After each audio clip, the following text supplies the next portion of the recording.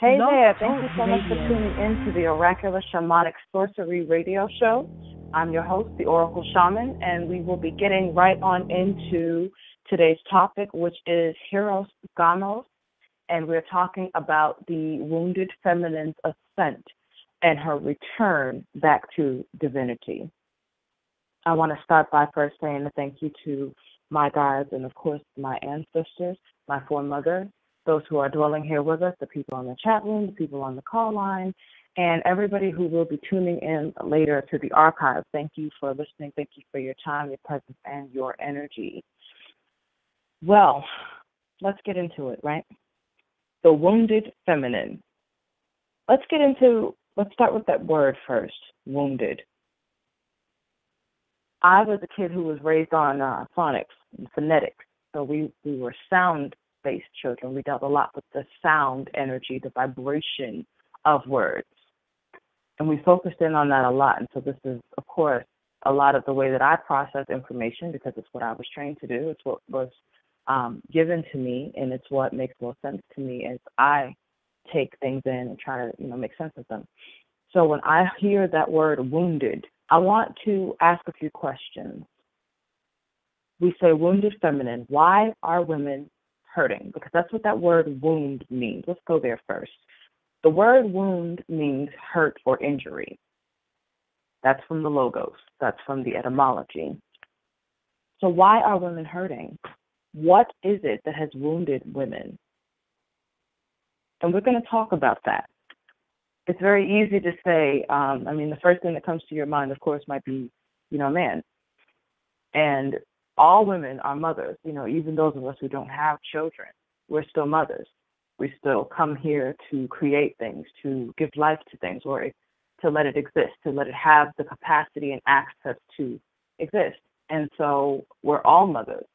And so when your children do something that upsets you or disappoints you, would that not hurt you, especially if you trained them, cultured them, and raised them to be better, to have more reverence or more sense? It's something my mother used to get on us about when we were kids. Y'all act like I didn't give you any damn sense. That's something I used to hear from her all the time. And when she would say it, she would often say it with a broken voice. And it was always the thing that got to me, to hear my mother's voice with a tone of disappointment to it. It meant something to me, that I had wounded or hurt or caused an injury to my mother, even if it was just to her ego, to her countenance. That meant something to me as a child. And it was something that I zeroed in on in us as women. We hear a lot about the ego, and there's all kinds of theories and thoughts about it. But as much as we want to demonize ego is what saves your life as well. So it gives you life. It makes you get up and keep moving. If you've ever had anything traumatic to happen to you, which would go right into that wounded feminine space, it's that breath of life, that ability to go on that kept you moving, that kept you alive. So you need that. You need that ego that I'm not going to lay down and die to this. I'm not going to let this thing take me out, take me down, stop me. My grandmother used to say, don't know one monkey stop the show. And that was basically just something to get across to us that just because one thing doesn't go your way, it doesn't mean that it can't be done.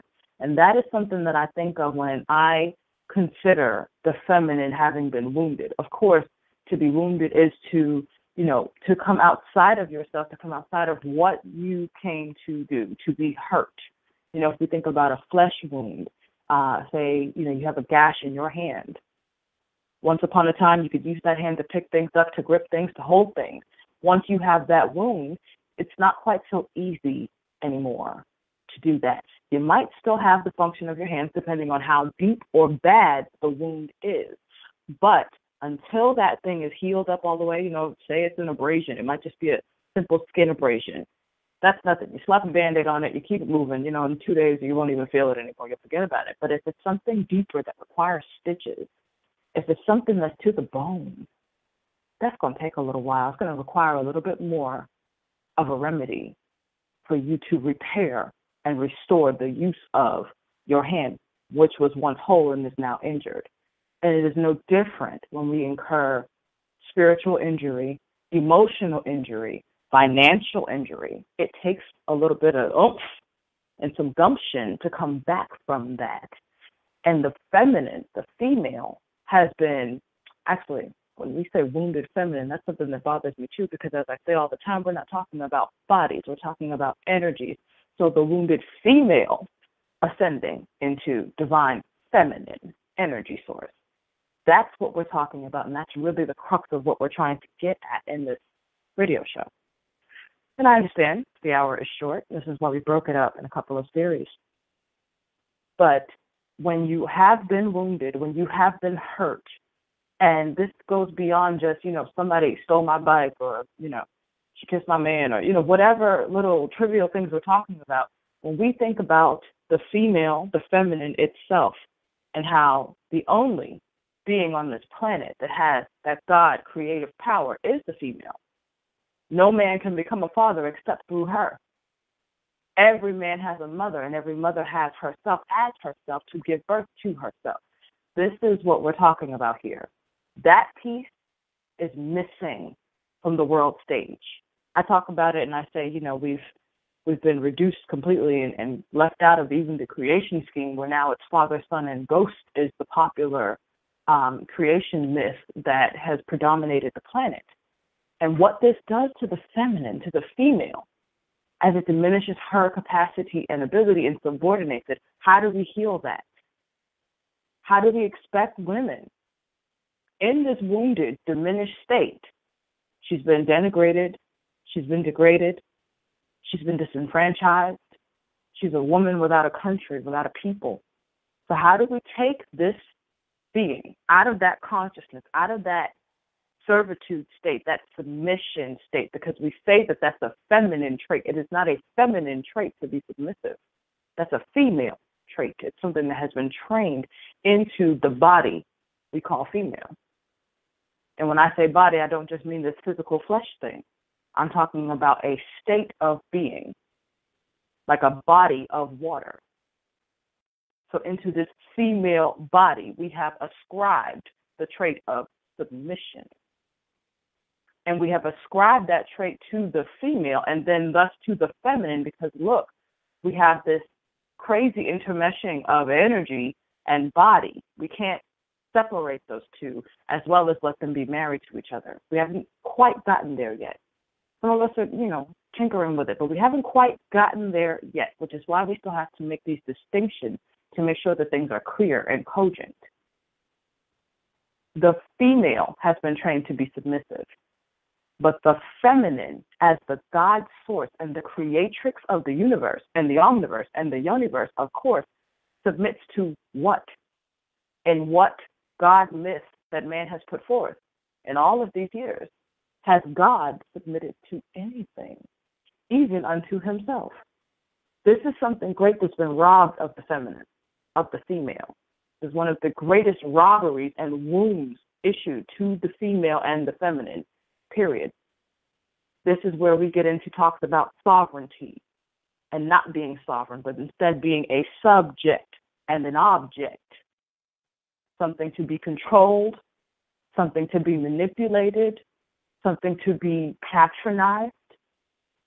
When I hear the word wound, I think about what it sounds like. Those two words, I've actually heard people with a slip of the tongue say wound when they mean womb. Womb, like the space in your body as a woman that gives you that God power, the womb. I have heard people say wound. They meant wound, and they said womb. Think about that. Think about that. Let's just let that marinate for just a second. A slip of the tongue, they call it. A slip of the tongue, and the power of life and death lie in the tongue. Is it a slip of the tongue or a slip of the word in the logos? The root word in that word wound is the word when. And when you go down the rabbit hole on the search for the origins, meanings, and associations for that word when, W-E-N, it leads you into the word wench. Wench meaning a girl or a woman. In the Old Norse, it meant a child or a weak person. If you're listening, I want you to know that words are energy. Spells and words, talking, all of this, it's energy. I have a sister I hold dear to my heart. She says all the time, words are birds, and words are as oppressed as women are. And you know what, Mother? You are right. It was the bastardization of the language itself that led into a lot of this oppression of the female and depression and suppression of her power and her ability and her divinity. Like I said before, one of the most disappointing, upsetting things to ever experience for me as a child coming up was to hear the disappointment in my mother's voice. See, that's a child of the mother who loves her mother, who loves the mother, regardless. She loves the mother. There are only two types of people on this planet, mothers and children of the mother. All this other crap is usurpation of the divine feminine glory. It vexed me to hear disappointment in my mother's voice. It meant something to me that she was not disappointed by what I did or said or who I was. That meant something to me. When did it stop mattering to us what our mother thinks?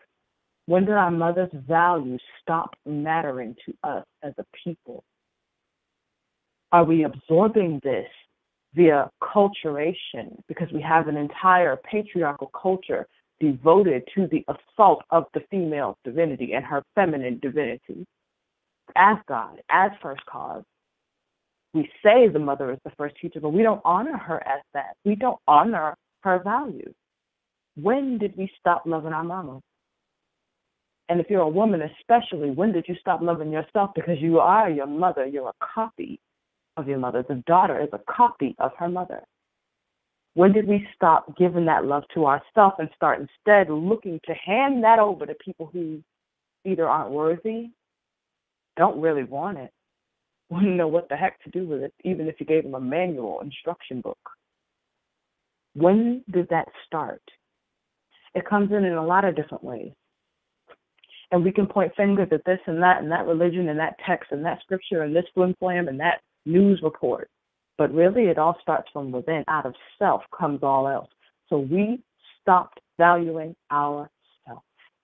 We stopped valuing our mother as ourself, in ourself, of ourself. From there came every other problem on the planet. This return to the mother energy that we're having, that we're experiencing on the planet right now. It's not just for the men to return to the mother, because the first cause was woman. We rejected our mother to help the ascension of this male, this father figure, this father ideal. And we forgot our mother, and we stopped valuing our mama. Crime. It's a crime against our own female self. We have to honor our mamas. We have to honor ourselves as the mother. We have to begin to think higher of ourselves. I talked a while ago, and I talked about one of my favorite scriptures, and I said, "Ye that dwelleth in the secret place of the Most High shall abide under the shadow of the Almighty." The Most High, my higher self, my highest interest, my greatest good, the greatest that I have the capacity to be. We have to get into that space. God is a frequency that you tune into. It's in you. Out of self comes all else. We will not see a return to feminine divinity as long as females are still ascribing to a culture that makes you the subject and the object. As long as we are not honoring our mother as ourselves, in ourselves, for ourselves, through ourselves, nobody else will either. It has to start in you. And part of that means you don't take anybody's guff. Part of that means that you stand up. You make people a little bit uncomfortable and make them face and deal with their own crap. Some of that means that you just stop associating with certain types of people who used to predominate your life. It's difficult, but we're talking about accessing sovereignty. Re-accessing our sovereignty, coming out of the slave patriarchal consumer culture, this anti-feminine and anti-womb culture, and returning the entire planet to a state of divinity and honoring the divinity of both the feminine and the masculine, feminine being first cause. and supreme principle, because out of her came all else, and unto her came all else. This is where we need to keep the bulk of our focus, especially as women, but of course as men as well. If you're a man and you're listening and you don't honor your inner feminine, that feminine part of yourself, you are not possibly capable of honoring any female or feminine. And I stand on that. You have to honor the feminine in yourself. How do we know when we're honoring the feminine? How do we know once we've come out of this wounded state? And when I say that, I don't mean it's a complete thing, like you came 360 and now it's done. I don't mean that. I'm talking more so about a 180, a turnaround, a point at which you realize that what you have been doing or thinking, what you formerly subscribed to and believed, and the root word in the word believe is a lie. Once you break that down and get past that, you'll be able to access that divine part of yourself, that questioning part of yourself. Another one of my favorite scriptures is prove all things and hold fast to that which is good. If it can't be proven, throw it out. But test it and make sure that it really can't be proven. It's not just your emotions making you react to a thing, so that you do not absorb it and become it for yourself and use it to alchemize yourself for your highest good. There are many words that we use when we talk about, women's healing. I saw a thread the other day. Oh, gosh, it just broke my heart. There was this one woman, poor woman, she's pouring her soul out, and she was talking about, some really terribly abusive things that she'd experienced. And I saw another woman who had the nerve to say she was a mother say to that woman, well, you need healing and you need to stop slamming men. Oh, no. I think it is so important that we as women understand and honor ourselves enough to realize that sometimes the best way to get through is to go through. You need to purge. You have to get it out of your system, and this kind cometh by fasting and praying, and also by the power of the tongue. Abstaining from a thing, pulling away from a thing, not participating in it, consuming it. That's the fasting part. Praying, that's affirmations, meditations, chants and mantras and yantras, things that you can do to feed your soul, to feed your energy, your spirit body, your consciousness. There are all kinds of chakra meditations out there that you can listen to, great mantras and chants. Get into some of this stuff. Feed and nourish yourself. That which does not grow is dead, to nourish yourself. That's part of being the feminine. That's how we know we've come into a greater sense of healing. I heard a great woman say just today that she did not believe that we really, truly just are, quote unquote, healed, but that it's a journey. And I couldn't agree with her more, because we are so focused on this linear concept, this finite concept, that we miss out on the greater realm. We have to realize that as evolving God beings, we are infinite. We flow, we ebb, just like the tide, just like the moon. We have cycles. Things will come back, lessons will repeat until they're learned. It doesn't mean you didn't heal. You ever break a bone? Say you was playing on the playground as a kid, and you went to run and you slipped and fell, and now you broke your finger, and you go to the doctor, they reset it, they give you a little finger cast, and whatever, a couple of weeks go by, a couple of months go by, you're back to normal, and you go and you break that same finger. Does it mean that it never was healed? No, of course not. It means that you did something, or something happened, and there was another breakage.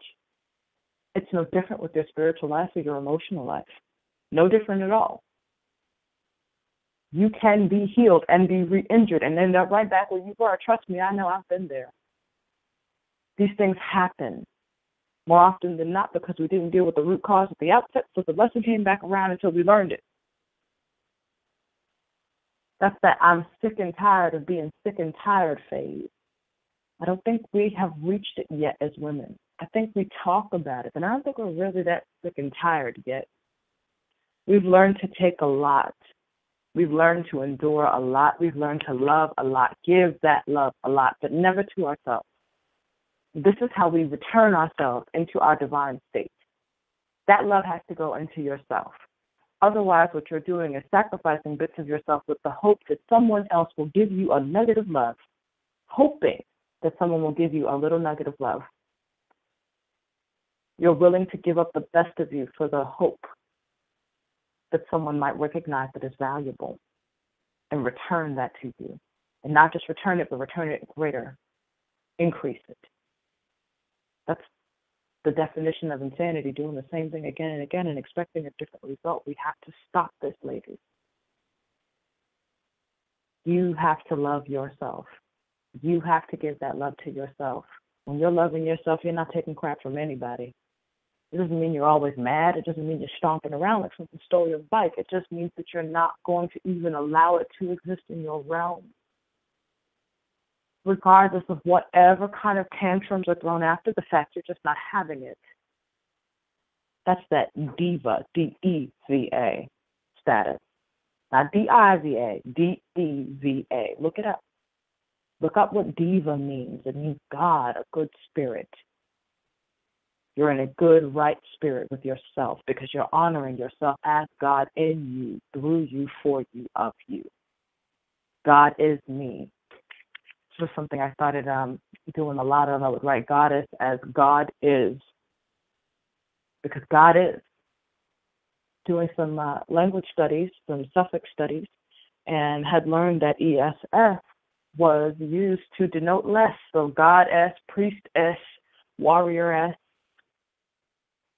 to make our role less than divine, less than supreme, less than God. When we are the originators of all things, we give birth to all things. We gave birth to the very culture that has been usurped out from under us and repackaged. The power is in realizing that. If you've ever listened to any Napoleon Hill talks about a concept called the mastermind concept.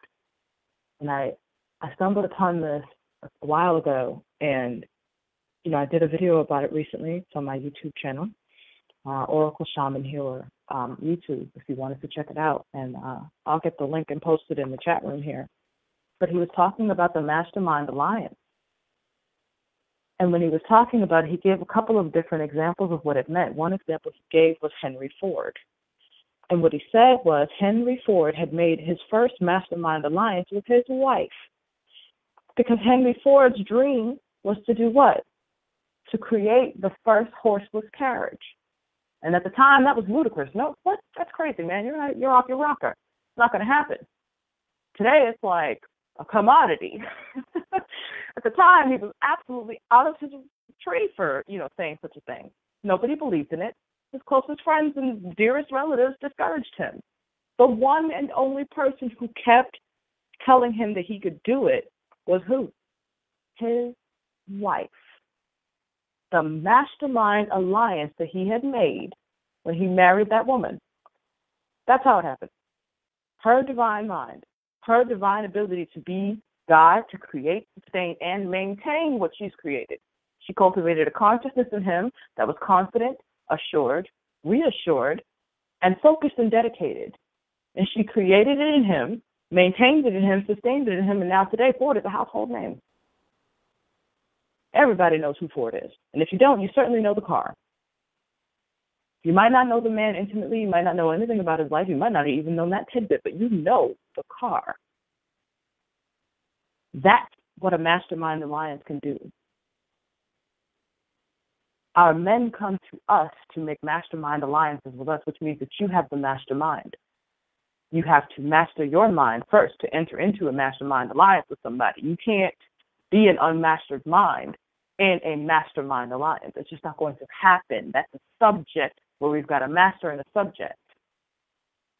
Two masters come together, and then there's an alliance. You have to be the master with yourself. Work with your higher self for your highest good and highest interest to come out of that wounded state and realize that there will be re-injuries along the way.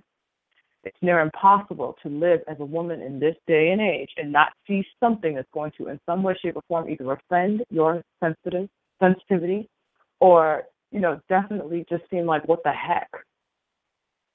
Just the other day, Mike Huckabee was on talking about women can't control our libidos, and that's why we need birth control. Are you serious? There's nothing to do with libido. If anybody can't control their libidos, it'll be the people who are swallowing Viagra like it's M&M. See, this is a turnaround that we have when we have people who are trying to do what? Usurp power. There's a flip, a fake left, go right action. Seeing it as women wanting control over our bodies, wanting control over our own divine femininity, especially since the gnosis of old, our foremothers' knowledge was beaten out of them and forced out of them, robbed out of them, and handed over to hospitals and doctors and things like this. Give us access to what you have replaced our systems with. And do not tell us that it's our libido. And see, when I saw that, when I heard him say that, I was livid. I mean, that's just what they want us to be, though, right? They want the emotional charge, and it keeps everything going. It's all energy, and it's all feeding it. But I was livid because I thought it was just so incredulous that a male would say something like that. Like, the women's libidos are out of control. I thought it was just absolutely ludicrous. That a male would say that about women, that's why we want birth control, because we just can't control our libidos. Yes, that's exactly what it is. And if you can't hear the sarcasm in my voice, certainly know by me saying it was sarcasm. These are the things that we are wrestling with every day. Even along your healing journey, you're going to hear or see something that's just going to make you want to rend your hair and run around screaming naked through the town square or something. You know, like, what the hell? I remember as a teenager thinking, wow, they'll never attack reproductive rights. That's crazy. This is America. Well, honey, look at this. Look at this. We fell asleep at the wheel, ladies. We now have to ask men like we're children instead of like we're God for the right to our own body. That's not okay. This is a part of why we're wounded. All of these things work together. Margaret Fry, one of my favorite feminist writers, talked about a double bind that women are in. And I'm going to wrap up because we're drawing close to our closing time. We've got about 3 minutes, 13 seconds here at count. But she said that women are in a double bind. And she likened it to being a caged bird. And I have to tell you, I couldn't agree with you more, because we are literally at the point in this patriarchal systemic culture where we're damned if we do and we're damned if we don't. You know, if we try to be loving and then we're hurt, then we're just wounded and bitter. If we're trying to seek healing, then we're not doing it hard enough or right enough or well enough, or we're not serious about it. If the techniques don't work, if we've been hurt or traumatized or wounded, we're called negative. How can it be a positive energy vibration when you've been hurt? I mean, have you ever seen anyone who's been truly injured and they're sick and they need someone to help take care of them? But women are not afforded that because we are the caretakers. We're the nurturers. We are the people who give life and existence to things. So without us doing it, it's not going to happen. This is why there will be no healing on the planet unless a woman. And it's going to happen one woman, one womb at a time, divesting from patriarchy, divesting from patriarchal identification, divesting from patriarchal definition of what it means to be a woman, to be a female, and to be feminine. That's about all the time I have today. The people who are in the chat room, hi there. Thank you so much for calling in and checking in. That's about it for today. Thank you so much. This is the Oracle Shaman saying good night and good health to you. Be true to yourself in spirit and in womb. Peace, y'all.